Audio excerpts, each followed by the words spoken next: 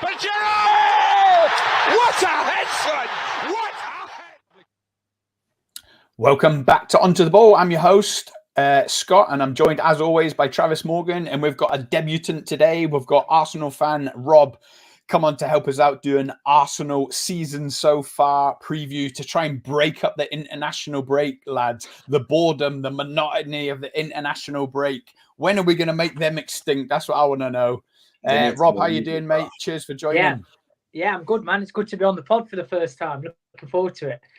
Yeah, nice one. Cheers for the support, watching and talking to us on Twitter and stuff. Really appreciate it. If anyone else is new to the channel, don't forget to hit that like button and subscribe for sure. Trav, how are you? You okay? Yeah, all good, mate. I'm looking forward to this one. Like you said, Arsenal been flying, so have a little break from talking about Man United. Yeah, I love international. I'll be honest, I love international break. United can't drop points. It's just bliss for me, mate. No points dropped. So yeah, it's nice. Nice for me, bro. Right, Rob, let's delve straight into it. I feel like Dennis Quaid in Titanic, was it, Trav? I want to take you back to Titanic, back to last season, Rob. Arsenal 22-23 season ended in ultimate disappointment. Where do you think it was lost? I called them bottle jobs. Trav took exception to that, would you say, Trav, in May? Saying that it's an archaic saying. And, you know, I presume you just meant City are a powerhouse. You need something special and a huge slice of luck to win a title before then. But I think they bottled it. Rob, what's your take on it? I don't like to use the word bottle, of course, because I'm an Arsenal fan. But I just feel as though probably they lack the experience in the last 10 to 12 games. But I think the expectations, obviously, at the beginning of the season was not to win the title, but they got themselves in a position where winning the title was a possibility. So for me, I feel as though we had a great season, but the end was a disappointment. I would have to agree and say the end was a disappointment. But I do not like to use the word bottled. I think that's a bit harsh on such a young team who have, a lot of those players have never been in that position before. So other than the likes of, obviously, Jesus and Zinchenko. It is harsh, Rob, isn't it? But it's a cutthroat business, as we say. The cut and thrust of the Premier League is unforgiving. But I need you to cast your mind back to that Europa League game. Who was it against? Sporting Lisbon. Sporting Lisbon, where Arteta went so strong, and obviously, inevitably, Saliba got injured, and that derailed you from that game onwards. Yeah, I think losing Saliba in that game, I think you can see this year, for me, I know I don't want to be too over the top, but I honestly wouldn't swap him for any centre-back in world football at this moment in time. I really wouldn't. Because as Liverpool and Man United fans, who would you say are better than him at the moment in world football as a centre-back? No, there isn't anyone. I agree with you with the Saliba thing. He is top drawer at the moment. Like, I think you've sort of been, like you said, with the two loans that you've had as well, you sort of like, you've sort of had him ready, waiting in the wings. I think that's why you've not gone out and spent lots of money on a centre half, because you know that he's ready to come back and step straight in. And I think on his loans in France, I think he did very well at those clubs. So he was ready to step straight in. I think you just needed the experience of him to play against men. And once he did that, he slotted straight in. I think he looks fantastic for you. Like I said, I don't think there's anyone better in the world at the moment than him.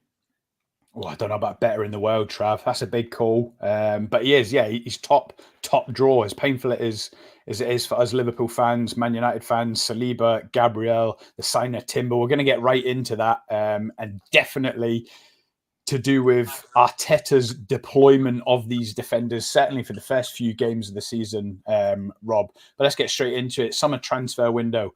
Rice, Havertz, Raya, Timber. What a window that is. I've got a slide to show you. Obviously, I cannot bring on the rivalry of Liverpool, Manchester United and Arsenal without sharing. Go on. Look at that. Oh, the spend. Oh, here we go. Listen, Rob, this is from a good place, right? This is from my heart, Rob. Yeah, what's this? I wish Liverpool was owned by Stan Kroenke. All right, this is amazing. And honestly, I'm not using it as a stick to beat. I'm just saying, this is incredible. And I wish we had owners like this. But look at that spend that Arteta, 680 million euros, Rob. I mean, he's being back to the hilt here, isn't he? Keep scrolling. Keep scrolling. That's all I've got. This is just, we're just assessing. The zeros and the minuses, he's left that off, hasn't he? No, do you know what? He's properly being backed, and obviously the Arsenal fans were massively cronky out, and there was a reason behind that. Obviously, we got the new stadium, and under Wenger, we weren't signing players, we were getting rid of all our top players, and obviously the cronkies were getting a lot of stick. But you've got to, as an Arsenal fan, I've got to admit, in the last, ever since Arteta's been there, the backing has been mental.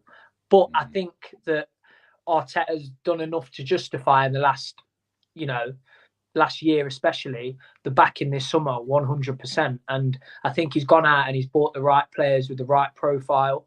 It's been unlucky, obviously, that Timbers got injured so quickly, because we've not really seen what he could offer. He looked class, looked good in pre-season, looked quality in the Community Shield, and then obviously he got his injury against Forest in the first game. But yeah, without a doubt, the owners have definitely backed him. But I look in it and I think to myself, we're coming up against, to try and win the title. We're against Man City, who have just won the treble. But I'm pretty sure this summer they've probably spent the same amount as us this summer. They've had a big summer, haven't they? But yeah, go on. Rob, the context of this obviously is there's three of us here: Liverpool, Man United, and Arsenal. And the reason I put this together today on my Word document is that obviously Trav's in the chat, and Trav is proof that you don't just spend 680 million euros in 4 years and just be challenging Man City. It's not as simple as that. This is taking nothing away from Arteta, nothing away from the scouting, the signings. He's getting value for money, and you're rightly up there with Man City. And as painful as it is for me, I always think back to Liverpool. We had that kind of green shoot season. Remember 13-14 with Suarez and Sturridge up top, the Stevie Gerrard slip. It still pains me to this day.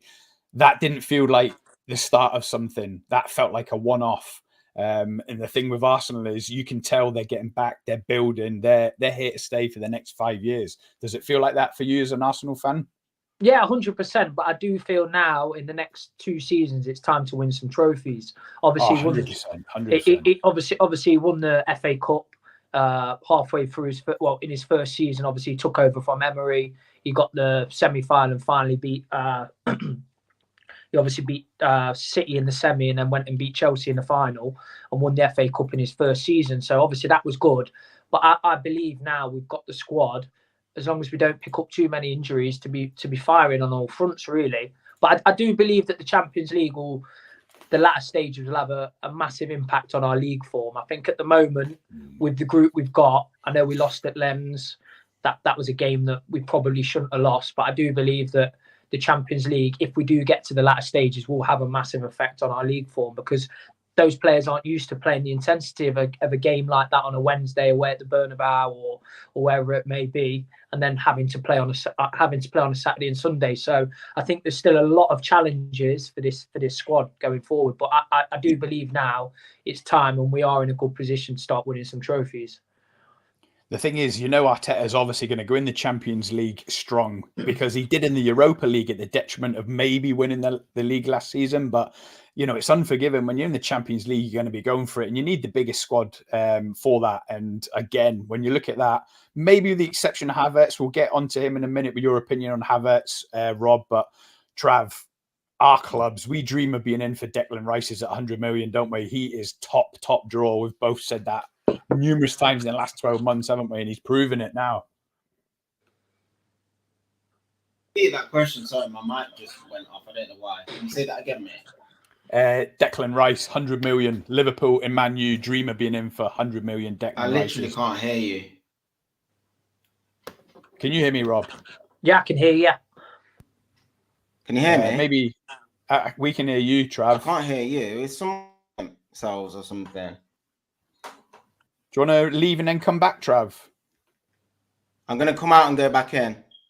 Okay. While Trav's reconnecting, Rob, Kai Havertz, the jury's out so much. Obviously, the Arsenal squad feel it too, giving him penalties to get him off the ground, which is great. I love that. We had it before with Liverpool. I think it was Darwin Núñez giving him penalties. But was he bought to try and convert into a Gini Wijnaldum type number 8 CM, or is he bought for the front three? Basically, what's your understanding? Why did Arteta buy Kai Havertz? Obviously, Xhaka left. Xhaka left in the summer, and Arsenal clearly needed to replace Granit Xhaka. So I feel as though he felt within that 8 position at Arsenal, he needed a player with higher output attacking wise. And he obviously must have felt that Kai Havertz was the right player to play in that 8 for better attacking output. I think when he's played in the 8 this season so far, I don't think it's worked. I'll be honest. I don't really think it's worked. It hasn't. I don't think any Arsenal fan can watch games and say, you know what, he's been brilliant in that 8. But it's early. It's 8 games into the league season. It's very early. The one thing that's really surprised me about him was the thing that we were worried about as Arsenal fans when we signed him was, well, how is he going to replace what Granit Xhaka does defensively? And that is the one thing that has actually really surprised me. His ball recoveries, his pressing are top. But I believe we signed him for the attacking output. Xhaka scored 7 goals last year. I think Arteta was looking for 10 to 30. I'm not saying it won't happen. There's still a big chance it can happen. But I think Arteta's looking for 10 to 13 goals from Havertz this season. But when he's played, it's quite funny because I believe his best games for Arsenal have come in the 9. He played in the 9 in the Charity Shield. He had a good game. He played in the 9 against PSV at home in the Champions League. Second half, he had a good game. He come on Sunday against City in the 9. He affected the game. So it's a funny one now because I've started to notice that if you look recently, the last few games, Jesus has been playing out wide. So I believe that he may now see Kai Havertz as an option as a number 9 if we don't sign someone in January. But now that Partey's come back as well, I'll be interested to see how many games Kai Havertz actually plays in the number 8. See, it's a funny one, obviously, when you bring in a forward, because he was a forward for Chelsea, let's be honest. So when you try to convert him into a number 8, a goal-scoring number 8, obviously you're going to get judged so much on the goals you score or don't score, as it would be. So it is a difficult transition. I remember when we signed Gini Wijnaldum, he was a forward for Newcastle. We didn't know where he was going to play, and he ended up being one of the greatest box-to-box number 8s Liverpool have ever had, the most underrated. Trav, I was just asking your opinion on Declan Rice before we lost you. Yeah. Liverpool and Man U dream of being linked with £100 million Declan Rices in the summer, don't we? He's top draw. Yeah, 100 million's cheap, mate. I'm not even joking. I mean, honestly, if you look at United have spent 60 on Casemiro, you're going to spend 30 on Amrabat, they've spent 60 on Mount, and Rice can do all 3 of those jobs better than what, the 3 midfielders we've signed. Rice is an unbelievable signing. I was just going on alluding to the Kai Havertz point as well. I think that the good thing about Rice is the flexibility you get out of Rice. He can play the 6 and he can play the 8 and he can play them both unbelievably. And I think that's sort of taken the pressure off the Havertz signing a little bit, because if Havertz hasn't settled quickly, then it doesn't really matter because Rice can do both of those roles. So I think he's been excellent. I think in the number 6, though, he's impressed me more than I thought he would do in such a short space of time at Arsenal. I think the way he receives the ball, he always creates the perfect angles, how he plays through the lines, he's always looking to forward passing, his recoveries as well. Do you know when the ball breaks down and teams are looking to counter on Arsenal? He's just back within seconds. It's just ridiculous how quickly he recovers the ball. And he's just a physical specimen. You can't out-jump him. He's so powerful. I think he's just the dream signing. And I was crying out for United, not to necessarily get Rice, but to save that Mason Mount money and add another 20, 30 million to it and go and get a midfielder of the same sort of level of quality. And we didn't go and do it. And now our midfield's just dusted compared to Arsenal. But I think, Declan Rice is cheese, isn't it? And the 8, he's going to be there for quite some time. So, it's perfect. Yeah, I was literally just about to say that, took the words out of my mouth. For England, you've got Rice, Bellingham, the age of these guys. You've got Saka, you've got Phil Foden. It could be a golden generation. Timber, Rob, he looked top draw. I think everyone rushed to put Timber in their FPL team after watching him in the Community Shield. And then he had an awful bit of luck. Is he out for the season? They reckon that reports say that he could be back training in February, which if he's back training in February, you're still looking another 6 to 7 weeks.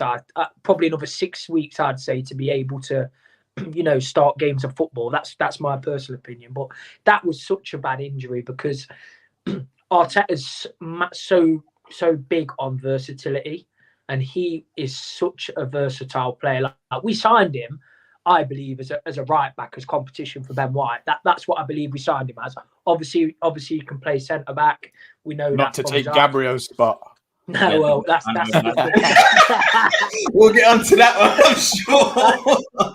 That conversation's for another day. But look, when he came, obviously Zinchenko was injured, wasn't he, from day one? And Timber was actually playing left back, a position that no Arsenal fan thought he was even going to play. And he was smashing it there as well, weren't he? Quality, and I was starting to say, I tell you what, this looks dangerous for Zinchenko. This does, but he's so versatile. And after him, it's then Tomiyasu, who I think's a quality player. I think when you play him, you can always rely on him. He doesn't really make mistakes. I know he made the mistake last year against City in the game at the Emirates, but he's such a reliable player. And I feel as though Timber was a Tomiyasu, but an upgrade on Tomiyasu. So it's been a massive injury, because if we get any more injuries in defence, I'm a bit worried, to be honest. But I think where Timber was so good as well is because you were playing with an inverted fullback, which you still are. But when Timber inverted, his quality on the ball was just ridiculous as well. Like, he had that intensity and the passing range. Again, that surprised me when he took him from fullback positions. He was able to pass forward. He was able to compete. And for such a small guy, he was strong as well. You couldn't body him or anything. So, yeah, it's a huge, it was a massive blow to Arsenal, to be fair. It was a real big shame for the lad, and hopefully he can come back before the end of the season. Again, it will determine where you are in the cups and if you've got a Champions League run or FA Cup or anything like that. I don't think he'll be risked, though, because I don't think it's necessary. I don't think you need to risk him.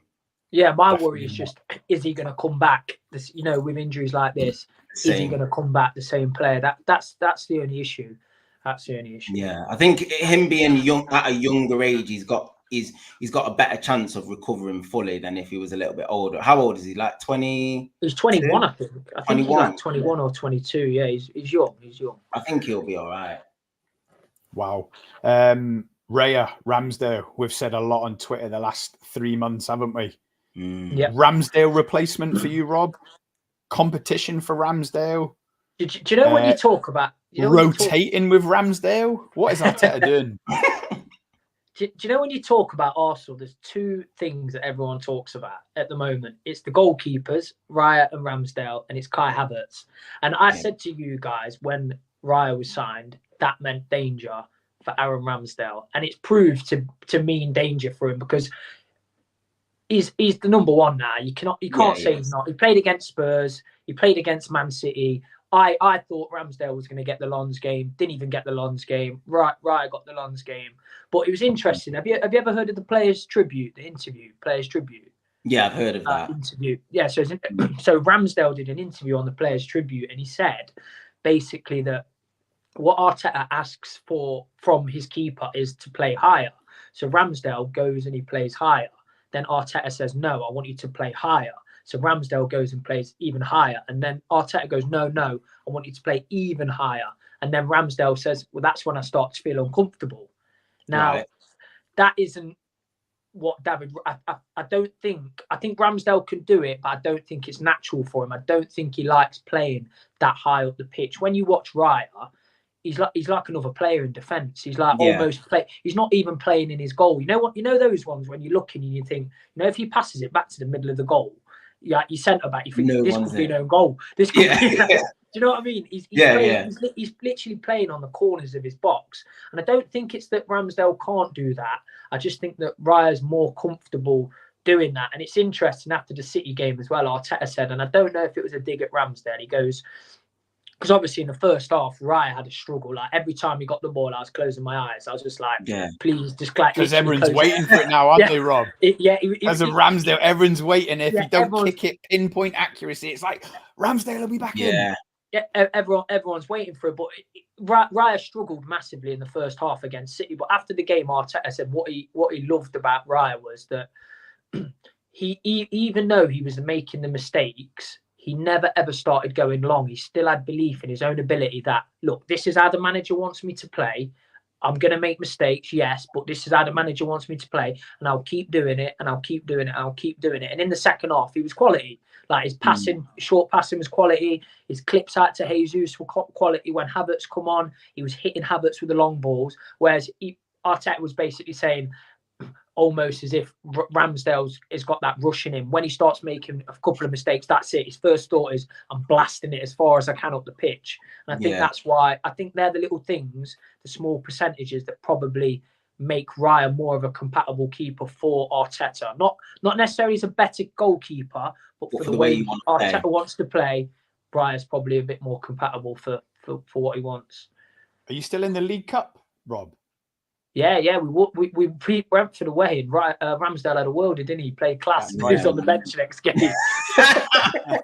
Well, this is what I'm going to say. So the next stage now is Ramsdale throwing his toys out the pram and refusing to play in the next League Cup because he feels like he's been mugged off, pushing to leave in January. There's all these possibilities, or do you think he's going to be professional all the way and assess the situation in the summer?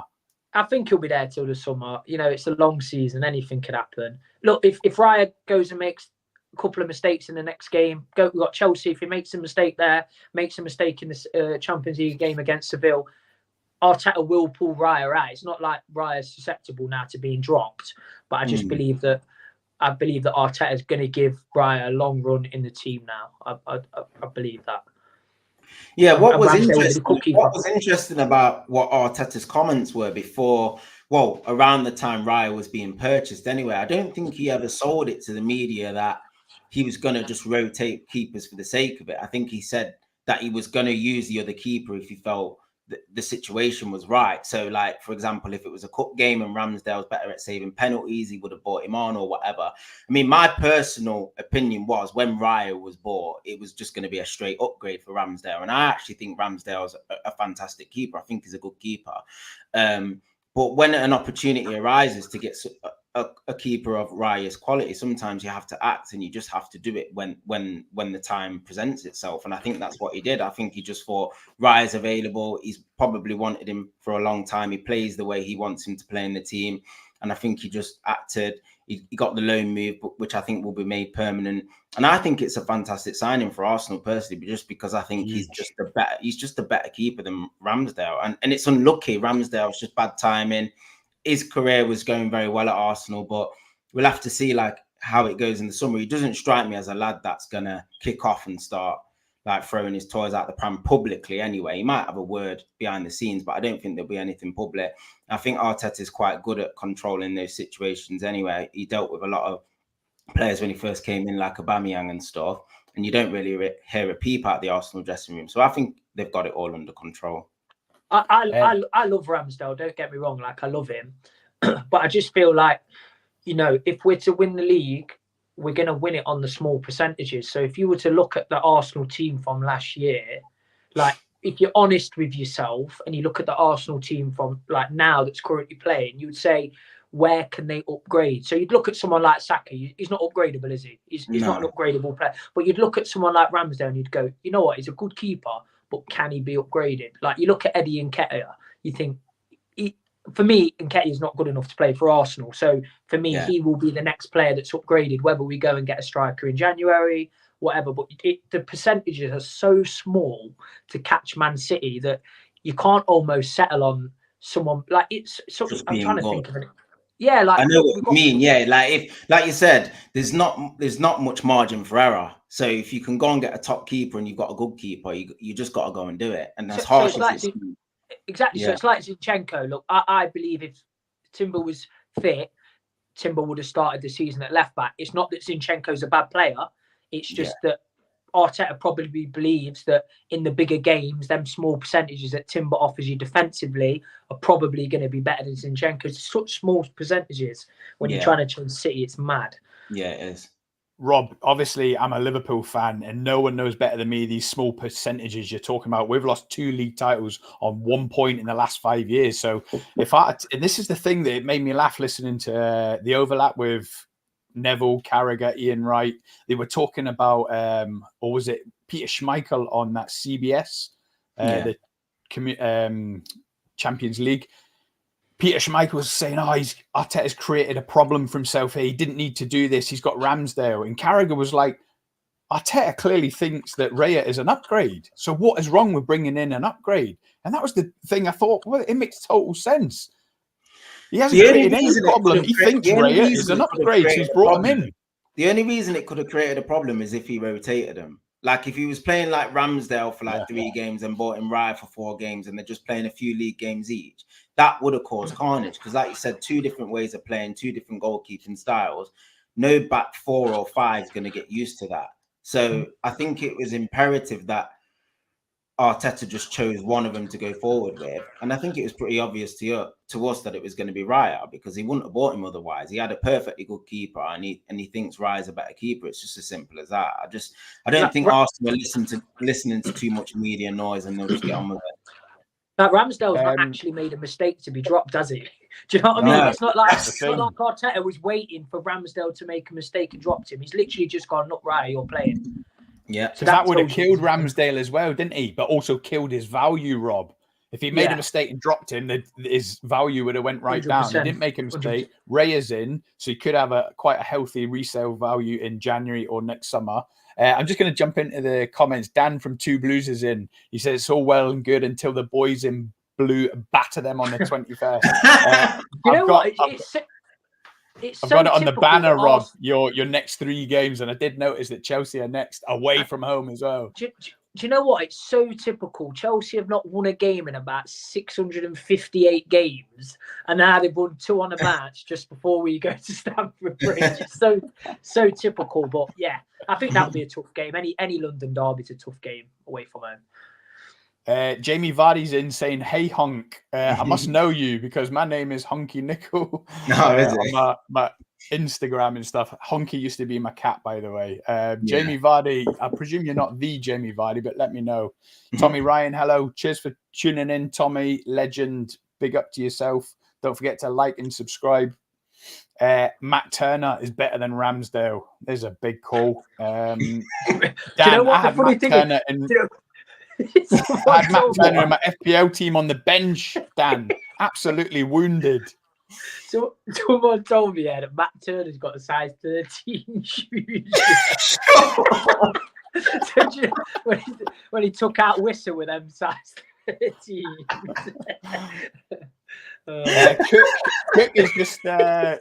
Cook is just put in a picture of 2 aubergines. I don't know if Cook knows you 2 lads and he's seen you in the shower or what. Onana is better than Ramsdale. Right, Dan? You've just gone from the factual to the absurd now. Onana is struggling big time. No Man U chat, man. No more Man U chat in this stream, mate. Oliver Giroud over Ramsdale. Did you see that clip on... for AC Milan against who was it you're playing? Yeah. It was good, came on, didn't he? Yeah. Well, not came on, he went in goal, yeah. But... Yeah. Stoney in the back. Jamie Vardy. Stoney in the back. Yeah, that's my lad, Stone Island. Tommy Ryan with a pumpkin. I'm the real Vardy. Sound, Jamie Vardy. You're plundering the goals in the championship. Plenty of life in the old dog yet. And he's absolutely mocking the away teams, home team fans as well. Have you seen him? Every time he scores, every time. Right, the first 4, Rob. Arsenal 2-1 to Forest. A bit of a laboured game, if I remember it. Away to Palace 1-0. Odegaard penalty to get you over the line. Arsenal 2, Fulham 2. 2 points dropped at home. You've got to win your home games. And then obviously you did win your next home game. Travis, Arsenal 3, Man United 1, 2 goals in injury time. That's a solid start, Rob. It's a solid start. Let's be honest. Raging, man. Do you know what, though? I think from last year, when you watched last year, our games were quite chaotic and we tried to blast teams out of the park in the first 20, 30 minutes. This year, we're playing totally different. He obviously is big on this, wanting to control games of football, because that's the first time I've seen us play Man City and have control of the game in periods. Obviously, we didn't have control of the game in the whole 90 minutes. But for the first time ever, I would say that large portions of that game, Arsenal had control of the game. And I think that's what he wants. I don't think we're going to see. I don't think the football is going to be as good as last year. I don't think the games are going to be as chaotic. But I do believe we're probably going to be a bit more efficient. I think last year, I'm not sure how many Rob, goals. isn't it? It's control. Yeah. You know, on this podcast, no end of time. Control a game, even if that means scoring the 70th minute and controlling the last 20, not making it into a basketball game. That's what wins your leagues, isn't it? Yeah, 100%. We last year, even though we finished second, we conceded a lot of goals. Considering that we finished second and ran City to the end, we conceded a lot of goals. I think this year already, how many clean sheets? I'm not sure how many clean sheets we've got already. I think we've got one at Everton, one at Palace, one against Man City, one against one against Bournemouth. So we got four clean sheets, clean sheets already, which is you good. know, win games of football. Yeah. Then next up, the next 4 away to us, Everton, which I don't know how, but Everton was your bogey ground. It doesn't seem like it. Was it something like 6 years before you won there? Yeah, I think it might have even been a little bit longer, to be fair. It might have been like the last 8 visits or something. I'm not sure. 6 to 8, wasn't it? There's a stat flying around. I think something like all the teams that we've played, we've got 2 more points from them same fixtures as last season. So, for example, we lost away at Everton last year. We lost at home to City. We beat Fulham at home. Who else did we drew to? We drew with Tottenham. We beat Tottenham at home. But looking at the points over them games, we've got 2 more than last year over them 8 teams that we played. We got two less than what we got in the first 8 games. But against those 8 teams, we've got 2 more points. Well, that's the thing, and you got to look at Spurs as well. Like I know it's early. I was going to say about Spurs a lot. I mean, that Spurs game was a good game. Yeah, but they were jammy. What was Jorginho doing, Rob? I don't know. I was furious. 4 years. That was someone who's not played any football. That literally was someone who's not played any football. He's come on, big game. Because you look at him against City in the first half, I thought he was brilliant. Thought he was really, really good against Man City. And to even get the call to play, you know, you've not started a game at home. League game all season, and then you get the City game, tells you what Arteta thinks of him. Yeah, he was a bit rusty, but like you said, I mean, Spurs will not compete for the title. I don't think Spurs will compete for the title this year, not quite, but they're a side that's definitely going in the right direction. I think if Jesus buries that chance at 1-0, the game's a lot different. Do you know what I mean? It was a big chance at a big time in the game. And Spurs were just brave on the day. Like, they really tried to take the game to Arsenal and play. So I was surprised how they sort of approached the game. They were just really brave. And 2-2 was probably about a fair result at the time. Arsenal sort of huffed and puffed second half without really doing much. It was sort of end to end. But I think, like you said, Arsenal generally are just in great shape. Like, I think the squad looks great. I know you've got a few injuries mounting up, which we'll probably come on to, but I think Martinelli and players like Martinelli and Saka just make such a big difference to the side, just that direct pace on the wings, especially with Martinelli in that sense. Saka's just so reliable, and for such a young guy, he just takes on so much pressure, and he's just not fazed by it. He actually likes the responsibility of being that go-to guy for Arsenal. But I think Martinelli against City, which you're probably going to come on to, his impact on the game was just tremendous. And I think with those 2 wingers, there's plenty of goals in the side. Well, that does quite neatly bring me onto it, Rob. The first few games, it felt like Arteta had turned into Claudio Ranieri, the Tinkerman. The first game, I can't remember if it was the first or second game, he had Partey at right back. He had right back at left back. He had Ben White centre back instead of right back. It was just a mess. I remember talking to Josh from True Guna saying, what is he doing? And it seems like he's settled down in the last couple of games where even us non-Arsenal fans could probably name the Arsenal team. He's gone back to the trusted back 4. White, Gabriel, Saliba, Zinchenko, obviously Raya in goals. Partey's come back. You got Rice, you got Odegaard. Fabio Vieira's been getting games in there, but of course, Martinelli, Jesus, Saka. It feels like it's settling down. He's dropping in a Trossard here and there, but he's not tinkering as much as he was in the first few games. It is settling down, but you know the funny thing is, we haven't seen this season yet Jesus, Saka, and Martinelli play at the start of game together. It's not happened yet this season That's mad. That is mad. Because of injuries. Yeah, that's people forget we've not actually seen a Jesus, Saka. We've not seen our front three from last year. And on paper, you would say that Arsenal's best midfield on paper would be Odegaard, Rice, and Partey. That's what you would say for like if it was a big game, if it was a Champions League final, if it was away at City. But we haven't seen that we haven't seen that in a midfield either yet. So the big one for me is the front three. We haven't seen it yet. So I'm just excited to get them all back playing together, really. But I do think you're going to see a lot of tinkering from Arteta over the season. My big worry is when the Champions League starts to get serious, that we're gonna maybe drop off. Not drop off to a point of finishing outside the top four, because I think that would be unacceptable now. But I think drop off in terms of maybe not be able to keep pace with Man City. Stretching the squad. All the pundits seem to be harping on about a striker in January. Rob, Ivan Toney's heavily linked. I don't see any problem with Gabriel Jesus, or is it just his injury concerns? No, it's not. If you look, I think he now sees Jesus as a wide option. I think he's thinking going into January. Let's just say the two players are Toney and Neto. Let's say they're the two players, and Arsenal sign one. I think he would go for Toney because I think he believes that Jesus can play in a front three with, let's say, there was an injury, you could play Saka, Toney, Jesus, or you could play Martinelli, Toney, Jesus. I think he's starting to see Jesus as maybe that wide option. It's Eddie that we need to upgrade because he started a lot of games this season. He's pretty much, I reckon he's probably only been on the bench for maybe 2 of the Prem games. And I think he's maybe looking to think, right, if you slot Toney into that team against Man City on Sunday, obviously we won the game. It looks good, doesn't it? It looks good that you know. Yeah. So do you think Trossard's been a little bit unlucky as well not to get a few more starts centrally? Trossard. What as a number 9? Yeah, or like a false 9, or I think he probably has been. I think he has probably been a bit unlucky, but he's had his injury worries as well. Like he came off against City because he was injured. That wasn't a pre-planned sub to bring on Martinelli. Trossard picked up an injury, and he picked up an injury as well. Who were we playing? I can't remember because was it Lons? Maybe. I can't remember. But I know he picked up an injury before that. So he's had his injury issues as well. We've had like across the team, we've had a lot of injury issues. But yeah, I do think we're going to get a striker, whether it be in January or whether we keep the powder dry and go big in the summer.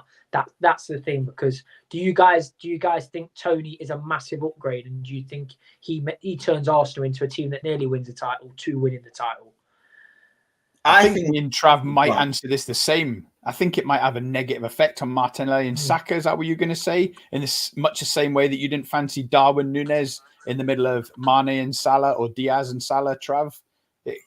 Tony's not a false 9, is he? He's a proper out-and-out striker. So I'd worry how it would affect the balance of the team. I'm not even sure if you need him. That's basically, I really rate Gabriel Jesus. Oh, no, I'd love Jesus. And if someone said to me, Jesus is going to be your number 9 from now to the end of the season, I'd have absolutely no issues with it. But like everyone will look at Jesus' goal record already this season. He's had an injury already, so he missed the beginning of the season. He had to have the knee up redone. He had to have some scaling down of the knee before the first game, and then he's played out wide a lot as well. So it's hard to judge Jesus. It's hard to judge Jesus off his goals. Like last year, before his injury, he was flying. He was scoring loads of goals, and I think he ended up with 12 goals. But he missed what? He missed 3-4 months of the season.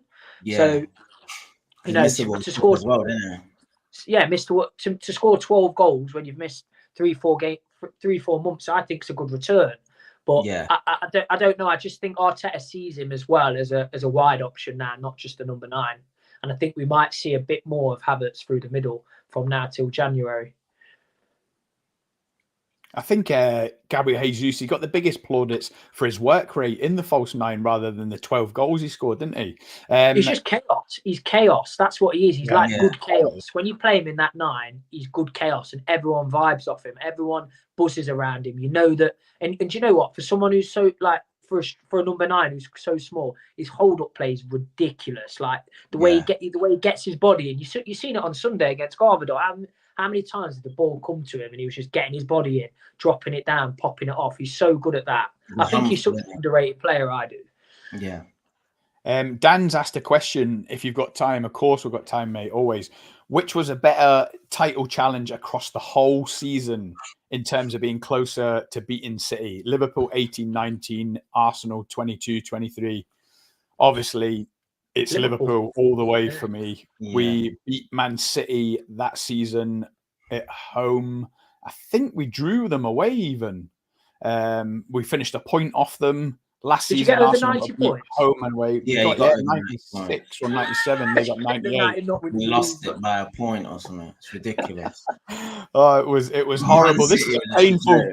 This is a painful, pointless question, Dan. It's not even a question. Liverpool was like, I think it was half a centimeter, 5 millimeter away from winning the league with that goal line technology at the Etihad. And I'm sure Vincent Kompany should have seen a red card for an awful challenge on Mo Salah. Rob, are you agreeing with that? We were closer in 18-19? Yeah. Or are we going to debate it? 100%. You got over 90 points. Like, to get over 90 points and not win the league, you may as well just jump off a cliff. What more do you need to do? What more do you need to do? I felt like jumping off a cliff, Rob. I think we got, 83 last? I think we got 83. That's 83. You ended up 5 off, but obviously when you drew them few games, Southampton. Yeah, you just lost some silly games at the end, like West Ham, Southampton at home. Was it? Yeah, that's a good point, man. They didn't even take it to the last game of the season. Yeah, how can Forest as well? But like, I think you sort of knew when you went into the Forest game, Forest away. I think you knew that if you lost that game, it would have been over. Yeah. So mentally, I don't think you were at it. Do you know what I mean? The City game was a final nail. That was the one when they pumped us at their place. That was Rob Holding up against Haaland, man. Oh, yeah. I never want to see that again. I never ever want to see that again. Dan says if Trav wants to get involved, the United team 2021, not even close. That was like 25 points off or something. Yeah. Something like that, yeah. Dan says, got to give a shout out to Ben White, right back. Wanted him at Chelsea, and it's heart-wrenching seeing how good he is in fullback as well. He's class. He's top. I love him. It's a loss for England that he's been cast aside. God knows what happened with Southgate's assistant. Hands off Ivan Toney. Is he going to Chelsea? What's wrong with Havertz as a 9? You should know, Dan.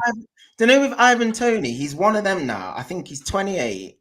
He's either going to be an unbelievable piece of business that takes Arsenal to the league if they sign him, or he's going to be one of those where you pay the money and it just doesn't work out at all and it ends up being a horrendous signing. The reason I say that is because he's at that age now. I think he's 28 and the money's being touted around like 80 million or something ridiculous like that. I didn't know he was 28, Trav, is he? Yeah, he's 28 now. Oh, that's too late for me. My worry is you sign him in Jan and then you pigeonhole yourself and you can't go and get some, like all the big ones in the summer, like your Osimhen, your Ferguson, you're out of that race immediately. You can't go and get him. So what do? Do you just leave Toney and go, look, we're gonna go big in the summer? I would probably wait. I would. Yeah, I think you've got enough to wait. Definitely, like you've got enough in your side up front, and you've got plenty of goals in your team to wait. I think because if you can, you just know Stan Kroenke's going to sanction another 250 million as well, don't you? Because if we don't win the league this year, I don't think that's the end for Arsenal. I think Arsenal can win the league over the next 3 seasons. The team's so young. The team's like, why? We don't need to rush it. What we're doing is good and it's working. We don't need to rush it. The trophies will come as long as we carry on doing what we're doing. So for me, I would probably look. I think Toney could come and he could be unbelievable.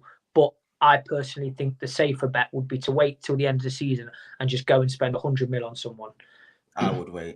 And you got to remember as well, Rob, Trav said it numerous times lately, Pep might leave next year, the year after. And as soon as Pep leaves Man City, it opens the floodgates for other clubs. We need him gone. We just need It's disgusting trying to compete against him. It really is, man. Just domination. Dan gives his seal of approval for Raya as healthy competition. Tony's definitely good enough to compete with Jesus. He is top draw if he can stay out of the bookies. Sorry. That's my point, though. Was ever Liverpool's title to lose like it was Arsenal's last year? That's a good point. It is. When you put it that way, Dan, that was Arsenal's. We said it was done, dusted in February. Trav said it's over. I thought Arsenal was never done dusted, man. Honestly, I thought it was, Rob. I thought that was it. I genuinely thought Arsenal were going to win the league. We had the World Cup, so Feb was basically Christmas. When did you play Liverpool, Rob? Was that April? Yeah, start of April. Yeah, it was April. That game was still about a good 8 games after that, and I did say if you beat us at Anfield, it's your title. So when you drew with us and fell apart in the second half, as well, it was straight. Yeah, first half. I didn't know how they come back into that game. That was that's the one. Win at Anfield. That needs to be done. That was the one, Rob. That was get 3 points there, and the title was yours. So you can thank Xhaka for that, wasn't it? Xhaka riled up the crowd with Trent Arnold. That extra 365 days makes all the difference. What, Tony's 27, he said, isn't it? Yeah, he's 27. Oh, is he? Is he 27? 27. Right. Yeah, I just think 80 million. If you can get Osimhen for like 100, you'd do that, wouldn't you? At his age, 100%. what he would bring to Arsenal, pure powerhouse, goals as well, like 30 plus goals. If he can I feel with Arsenal, you need a link-up number 9 because the wingers are that good. You know, the Martinelli and Saka. Is Osimhen a link man? That's always the danger, isn't it, Rob? It's always the danger. Is he? I mean, look at Rashford at Man United now, Trav. He can do it. People are not interested in Rashford's goals from the left now, are they? They want him to be a winger and supply the bullets for Højlund. Yeah. So it is dangerous when you bring a gunman in the centre and you're asking the wingers to supply the bullets for them. It will take away from Martinelli and Saka. Well, it potentially could. Whatever Arsenal do, they need They need a Harry Kane regen. 30 goals plus 20 assists. That's it. I think whatever they do, though, Arsenal just need the depth in that position because, like, when Jesus isn't playing, or like Eddie's just not. He's just not the level. He's decent, but he's just not like somebody. Like if it's a stretch over 8 to 10 games and you're looking for goals and that go-to man, I just don't think Eddie's quite cutting the mustard. Unfortunately, Arsenal got a good seems like we've got a good relationship with Brentford through the Raya deal. Could be a possibility that we look to maybe loan him with an option to buy in the summer potentially. I don't know. That would be unbelievable. Like the Raya deal, we basically loaned him for the season with an option to buy it. That would be unbelievable. Yeah, that was just an FFP dodge, wouldn't it, Rob? Yeah. And then cut him off in the summer and get Osimhen. Right, Rob, biggest positive so far from an Arsenal point of view. What's pleased you most so far? I just think the start to the season, my worry was after the end of last season that we'll dip off. I just thought maybe like the emotional side of not winning the title. I just thought maybe this year would get off to a bad start, but it's been a really, really good start. But I think the positive is just everyone seems to be on the same page at the club. I just think everyone seems to be everything seems to be going in the right direction. There's no negativity. The only negativity is about should Raya or Ramsdale play. We've got 2 good goalkeepers. You know what I mean? Yeah. Is Kai Havertz a flop or not? Even if he is a flop and he was on the bench for the next 10 games, we've got other players who can play in them positions. So I just think everything around the club's really, really positive. But like I said at the beginning of the pod, I think over the next 2 years, I'd love to just see us win a few trophies now. It's time. I think Saliba as well. He's another level. Honestly, I just think he's a joke. Yeah, I'd say Declan Rice. He's just so top draw. Yeah, when you spend 100 million on a marquee signing, you've just got to get it nailed on. And Declan Rice is top draw. I'm gutted. Arsenal have got him for the next 10 years. And it's funny because like I didn't want to get sucked into the whole, you're not just paying for a good player, you're paying for a leader, you're paying for, but he is that, isn't he? Like when you see he is just a presence in midfield. I feel like even when he has a bad game, just having him there, he's still going to get you loads of ball recoveries. He's still going to do the dirty side, even if he's not having a good game on the ball. You're still going to get those aspects to his game, which are always going to mean you're going to get a 7 out of 10 from him. That's what I believe anyway. He's been class. He's been quality signing. Really, really good signing. Biggest disappointment. Biggest disappointment so far. Jorginho against Spurs, maybe. I think not beating Dropping Spurs against Fulham, maybe. So I think not beating Spurs. Someone needs to put Ange back in his box. Man, he's been annoying me. Every time I go on TalkSport, it's positivity. Right? Someone needs to put Spurs back in their box, man. You can't wait for Spurs down. I can't wait. I'm just not even saying anything. Well, it should have been Liverpool if it wasn't for VAR and this Simon Hooper and Darren England. Here's a question for you. What I don't understand about that VAR decision is, how come we still never saw any lines? Like, if the VAR guy was saying it was onside, how come we still didn't see the lines on the TV to show that it was onside? Because it's corrupt, Rob. Do you see what I'm saying, though? You witnessed corruption.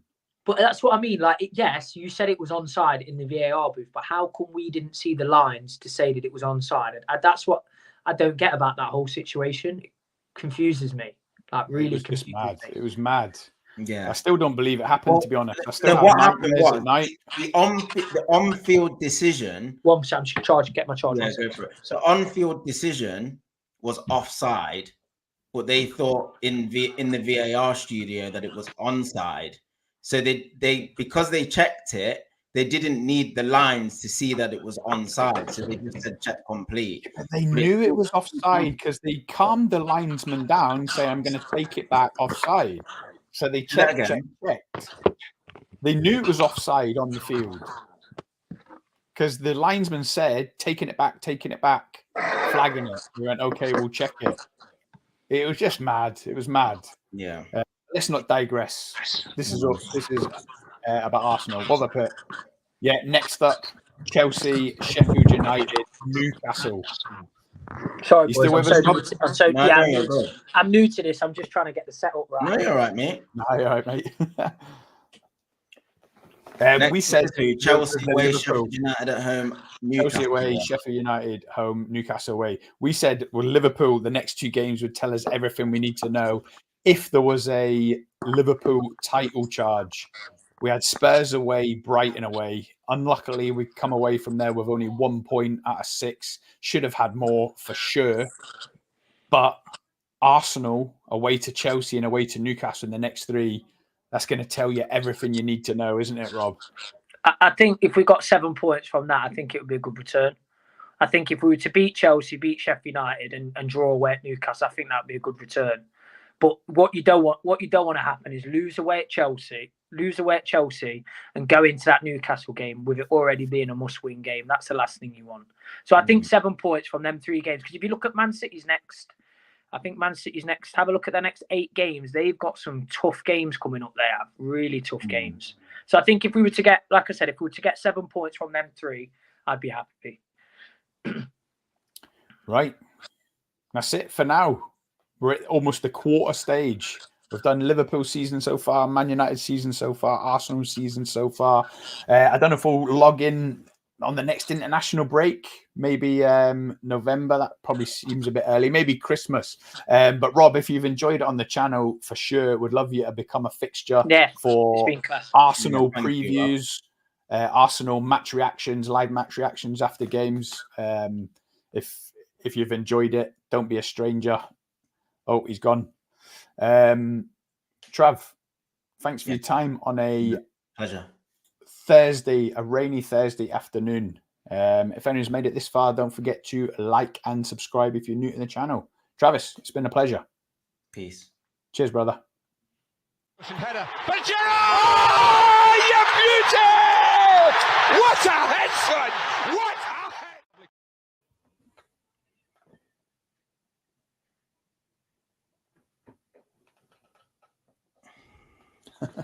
All right, bud. It's still alive. Still alive, mate. Oh.